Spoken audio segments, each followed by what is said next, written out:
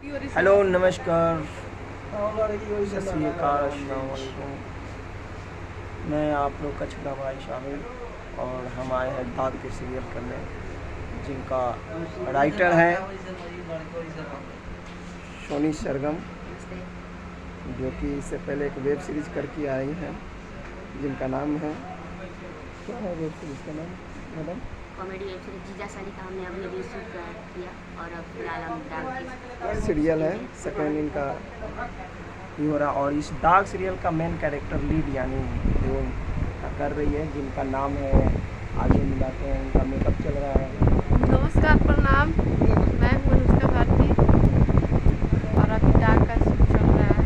Makeup चल रहा है, मैं मेकअप लगा रही हूँ और मेकअप मैन है, और ये है मेरे गुड्डू दादाजी, जो कि बहुत अच्छे मेकअप मैन है, अच्छे मेकअप मैन है। सारा इंडस्ट्री का इंडस्ट्री जानते हैं, भोजपुरी भोजपुरी। हाँ भोजपुरी और आज से आप भी जान गए। थैंक यू, धन्यवाद।